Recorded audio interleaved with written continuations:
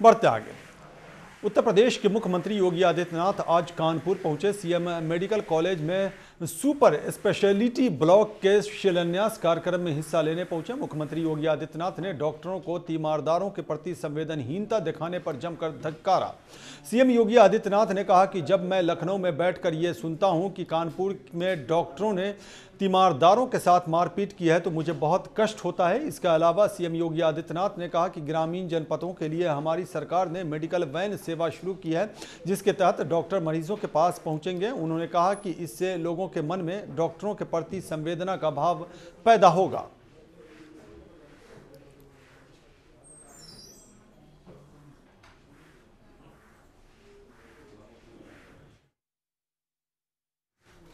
इसके अलावा मुख्यमंत्री योगी आदित्यनाथ ने सूबे की पुरानी सरकारों को जमकर कोसा। सीएम योगी आदित्यनाथ ने कहा कि 2017 तक राज्य में सिर्फ 13 मेडिकल कॉलेज थे, लेकिन पीएम मोदी के 4 सालों के शासनकाल में राज्य की 2 साल पुरानी बीजेपी सरकारों को अगर इसमें जोड़ा जाए तो 13 मेडिकल कॉलेजों की सौगात राज्य को दे दी गई है।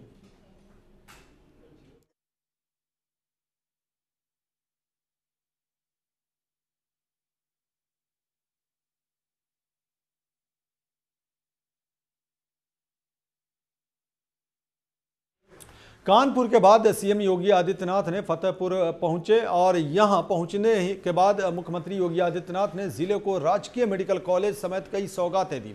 इस मौके पर सीएम योगी आदित्यनाथ ने पाकिस्तान पर भी जमकर निशाना साधा। सीएम ने कहा कि आज सुबह ही सेना ने पाकिस्तान का एक फाइटर प्लेन मार गिराया है। उन्होंने कहा कि कायरों को सीमा पर सेना मुंहतोड़ जवाब दे रही है। सीएम योगी आदित्यनाथ ने कहा कि पाकिस्तान में जनता भूखों मर रही है, लेकिन वहां के हुक्मरानों को अवाम की फिक्र नहीं है। पाकिस्तान पर तंज कसते हुए मुख्यमंत्री ने कहा कि विनाश काले विपरीत बुद्धि। इस दौरान मुख्यमंत्री योगी आदित्यनाथ ने हुंकार भरते हुए कहा कि पाकिस्तान को भारत पर आतंकवाद थोपने की कीमत चुकानी पड़ेगी।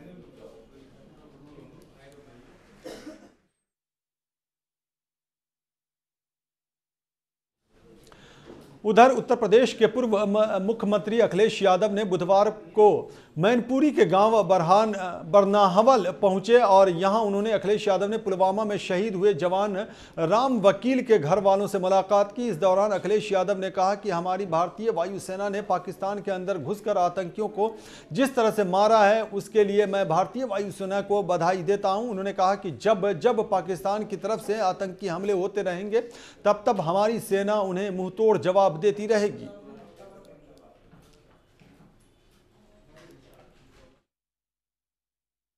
बधाई देना चाहते हैं पायलटों को, जोखिम बंद करा देना थोड़ा माइक को, दुश्मनों को जवाब देने का काम किया है। छिपा हुआ था, आतंकवादी के कैंप चल रहे थे।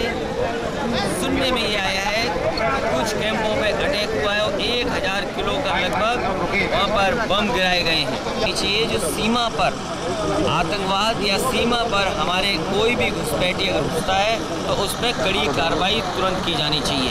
ये एक्सरसाइज लगातार होनी चाहिए।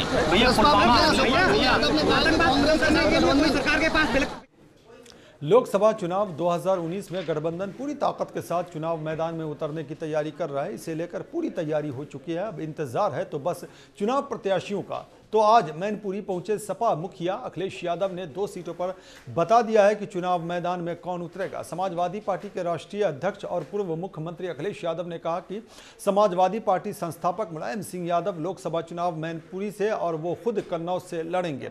सपा प्रमुख ने कहा है कि नेताजी को मैनपुरी सीट से गहरा लगाव रहा है, इसलिए यहां से वे ही चुनाव मैदान में उतरेंगे।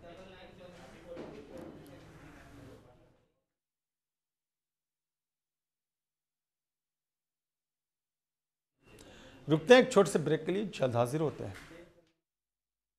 ब्रेक के बाद एक बार फिर आपका स्वागत है। उधर बॉर्डर पर बढ़ते तनाव को देखते हुए पूरे देश में हाई अलर्ट जारी कर दिया गया है। सांस्कृतिक इमारतों की सुरक्षा को भी कड़ा कर दिया गया है। इसी को देखते हुए ताजमहल की सुरक्षा और कड़ी कर दी गई है। ताजमहल के रेड जोन में सीआईएसएफ के जवानों को हर पॉइंट पर तैनात कर दिया गया है। इसके अलावा दुनिया के आश्चर्यों में शुमार 7 आश्चर्यों में शुमार ताजमहल के एंट्री गेटों पर भी सिक्योरिटी यानी क्विक रिस्पांस टीम यानी को तैनात कर दिया गया है। येलो जोन में बैरियों के अलावा पॉइंट्स पर पीएस के जवान भी मुस्तैद हैं और इमारत की सुरक्षा चाक चौबंद कर दी गई है। ताज के अंदर रेड जोन में सीआईएसएफ ने अपने कमांडो तैनात किए हैं, तो वहीं पुलिस को ताज के पास बैरियों पर डटे सभी पुलिस जवानों को अलर्ट पर रखा गया है।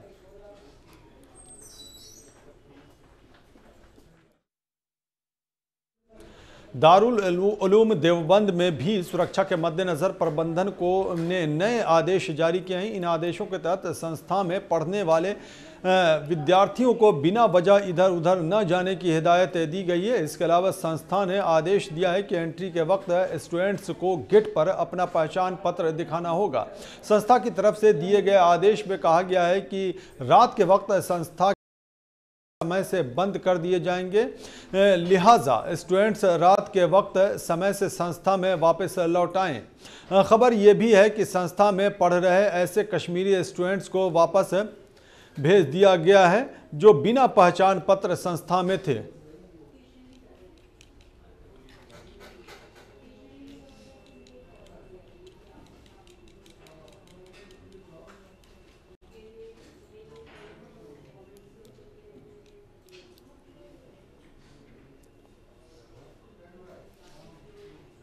सपा सरकार में मंत्री रहे विनोद कुमार सिंह उर्फ पंडित सिंह के बयान पर बीजेपी सांसद ने पलटवार किया है। बीजेपी सांसद कीर्तिवर्धन सिंह ने कहा है कि बहुत ही गैर जिम्मेदाराना बयान है, इसे सुन के शहीदों के परिवार और देश को कष्ट होगा।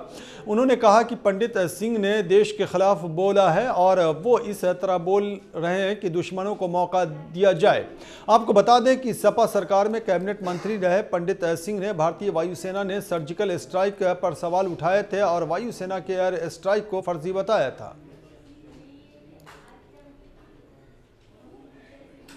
सर्जिकल स्ट्राइक हुई थी तो कांग्रेस के लोगों ने उस पर सवाल खड़ा कर दिए थे। आज ये सपा के इतने बड़े एक जो नेता है वो ऐसा सवाल खड़ा कर रहे हैं। इसमें इन लोगों के जो फेलियर रहे हैं, इन लोगों की सरकार में जिस तरीके से आतंकवाद बढ़ा, कोई कार्यक्रम नहीं किया गया, कोई अपने तरफ से अपने देश की तरफ से कोई ऐसा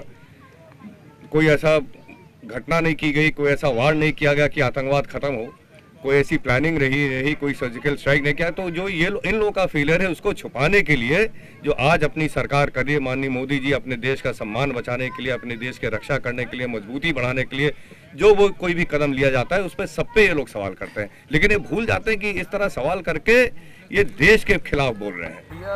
रात ही पानी टूटा है बम्बे से, कल ही आया था बम्बा। हापुड़ जनपद के धौलाना थाना क्षेत्र के गांव सपनावत में अधिकारियों की लापरवाही के चलते 100 बीघा फसल जलमग्न हो गई। सपनावत में बने रजवाहे में पानी के तेज बहाव की वजह से रजवाहे की पटरी टूट गई और पानी ने किसानों की 100 बीघा गेहूं की फसल को जलमग्न कर दिया। सूचना के घंटे भर बाद सिंचाई विभाग के अधिकारियों के पहुंचने पर किसानों में आक्रोश देखने को मिला, जिसके बाद किसानों ने सिंचाई विभाग के अधिकारियों के खिलाफ नारेबाजी की। किसानों का आरोप है कि उन्होंने पहले भी कई बार अधिकारियों को रजवाहे की पटरी टूटने को लेकर आशंका जाहिर की थी, लेकिन अधिकारियों ने कोई सुनवाई नहीं की, जिससे दर्जनों किसानों की गेहूं की फसल रजवाहा टूटने की वजह से बर्बाद हो गई।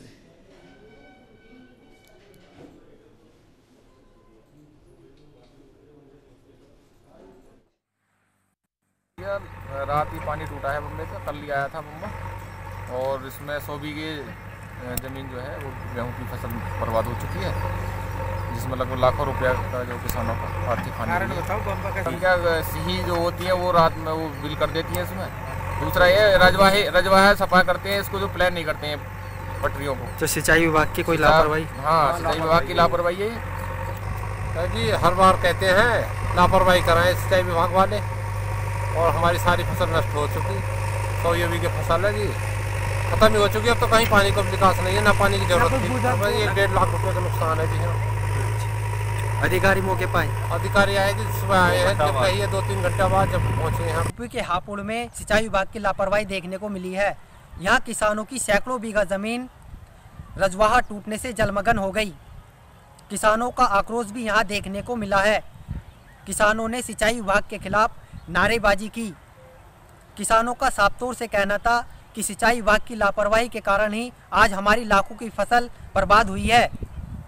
सिंचाई विभाग को कई बार सूचना देने के बाद भी घंटों बाद सिंचाई विभाग की टीम पहुंची, लेकिन जब तक किसानों ने रजवाहे को रोकने में सफलता प्राप्त की थी। यहाँ किसानों की लाखों बीघे की फसल बर्बाद हुई है। कैमरामैन दिलसाद के साथ मैं मोहम्मद आरिफ, तहलका इंडिया न्यूज़। तो उत्तर प्रदेश की खबरों में बस इतना ही। देखते रहिए तहलका इंडिया न्यूज़। नमस्कार।